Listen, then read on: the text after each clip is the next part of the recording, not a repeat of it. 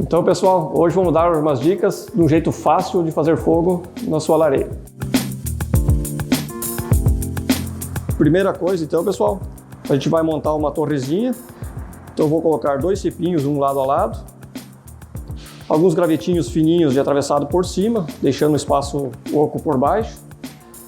Aí nesse espaço que sobrou a gente vai colocar jornal, papel bem seco. E quando estiver tudo montadinho, é só acender. Aí a gente vai encostar a porta, depois que o fogo pegou, a gente vai só deixar ela entreaberta, a gente encosta a porta e deixa ela entreaberta.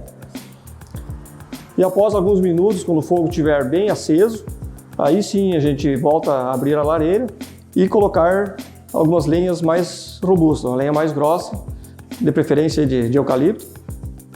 E novamente a gente pode fechar a lareira e lacrar bem a porta dela. A melhor lenha para se utilizar na lareira é a lenha de eucalipto. Então aqui a gente tem um exemplo aqui, ó. Então a lenha tem que ser bem seca. Então o eucalipto tem uma densidade muito boa e produz uma chama muito boa também. Então produzindo bastante calor. Pode ser usado também outras lenhas mais duras após já ter formado um braseiro. Aí pode usar lenha de angico, branquilho, grápia, tranquila. Todas elas vão funcionar bem. Outro conselho que a gente dá, a única lenha que não é bom usar na lareira é a lenha de pinos. Por causa da resina que ela vai largar, então essa resina pode danificar a sua lareira.